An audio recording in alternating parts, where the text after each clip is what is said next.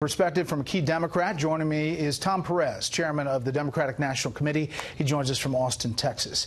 Mr. Chairman, thanks for being here, as I did with Congressman Collins. With you, Brett. Let me ask you your thoughts on this day and the release of the report. I think it was a sad day for the institution of the presidency, a sad day for the institution of the Department of Justice, and there's more work to be done. I heard the congressman speak, and I think it's important to just quote directly from the report, Brett, because I understand the talking point, no collusion, no obstruction. This is what Robert Mueller said, so you're not hearing it from Tom Perez or anyone else, no spin. This is what they said. Mueller, if we had confidence after a thorough investigation of the facts that the president clearly did not commit obstruction of justice, we would so state. Based on the facts and the applicable legal standards, however, we are unable to reach that judgment. So the notion that there's no obstruction is just hogwash. And as you correctly point out, there are a list of really, really, very serious things. He tried to fire Mueller, and the only reason he didn't succeed is because people that he directed to do it wouldn't carry out those orders. If you try to rob a bank and you don't succeed, that doesn't mean you haven't committed wrongdoing. He tried to get Jeff Sessions to unrecuse himself. That is a problem. He tried to get Jim Comey to lay off of Michael Flynn, even though he knew that Michael Flynn had potentially committed a crime. Those things did not happen, as we noted. But let's listen to Rudy Giuliani, the president's attorney, answering what you're talking about there. The president did not have a guilty motive. The president was and is considered under the law now, because there's no finding of an underlying crime. He was an innocent man being accused of something he didn't do.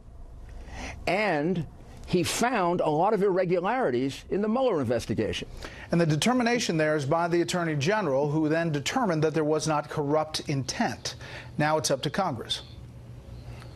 Well, Brett, if you're asking me that, I mean, I'm someone who spent 10 years or so of my life at the Department of Justice, including prosecuting cases under the obstruction statutes. 18 United States Code Section 1512 talks about efforts to corruptly persuade someone.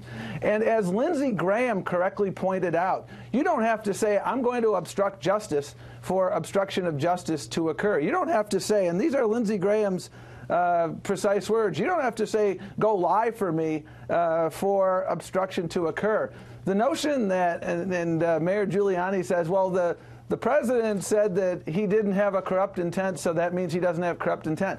That's for the trier of fact. And there are so many examples throughout this, Brett, of problematic behavior at a minimum, where he appears to put himself ahead of the American people. That, for me, is the biggest question here. Like, why did he trust Vladimir Putin's assessment of Russian interference over his own intelligence community? That is really troubling. And at the end of the day, we need a president who's looking out for the American people, not for themselves. And that's why Congress has to continue their work. A couple more things. You quoted from the Mueller report earlier on the obstruction side. Another quote from the report itself. The investigation did not establish that the Trump campaign coordinated with the Russian government in its election interference activities. You have a lot of Democrats who spent a lot of the past 23 months talking about that the president was an agent for Russia. Is there something that the Democratic Party has to say Mueller did not find it? Well, again, I think there's a distinction, Brett, between something that may rise to the level of a conspiracy that you can prove beyond a reasonable doubt. That's not in the black and white here. It says the investigation did not establish that the Trump campaign coordinated with the Russian government in its election interference activities.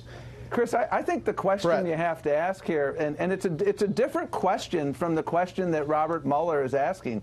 The question presented here is there a pattern of corrupt behavior by this president? Is there a pattern of behavior where the president is putting his own interests ahead of the American people's interests? When you get a call from a foreign actor, a foreign adversary that says, hey, I got dirt on your opponent and I want to help you win, what you should do first and foremost, is say no and then call the federal authorities. What we know from the investigation is that's not what they did. Okay, well, they welcomed it. Here's where the decision lies now. It's with the Democrat-controlled House of Representatives. They have a decision whether to go forward with articles of impeachment. You are 18 months from an election. Do you think politically, as the chairman of the Democratic Party, that that is the right thing for the Democratic Party to do? I think what the Democratic Party is going to do over the course of the next 18 months is walk and chew gum. And what do I mean by that, Brett? We are going to continue to focus on the issues that matter most across America. We're going to continue to make sure we're telling Americans that, you know what, folks? We're the ones who are saving your health care. If you have a pre-existing condition, we're going to fight to keep your health care. Republicans want to take it away. All right, but on the issue of impeachment, I know your list of things. On the issue of impeachment. Yeah. No, again, Chris, Brett, I love both you and I love Chris. Okay. So, well, thank you. That was yeah, absolutely. As I've said, walking and chewing gum. I think oversight is an important part of our responsibilities, as it was for the Republicans, and they did no shortage of oversight. And so I think there are more questions to be asked here. And I'm confident that our Democratic leaders of the relevant committees, Brett, will continue to conduct that oversight in an appropriate manner. We don't know whether obstruction occurred. There were 954 redactions. The president himself said a few weeks back that the entire report ought to be released. I tend to agree with him, because what we saw today tells me we need more tomorrow. But I'll tell you, my focus at the Democratic National Committee is going to be to go zip code by zip code, talking about the issues that matter most and persuading the American people that we have your back on health care, on good jobs that pay a decent wage, on well, we appreciate that, on and all those issues. We're going to cover all of that. You have Speaker Pelosi saying President Trump's not worth it. You have House Majority Leader saying it's not worthwhile at this point. The election's coming up. We'll see how the leadership goes with the question of impeachment. Mr. Chairman, you're always welcome back. We appreciate your time. Thank you. Have a great day.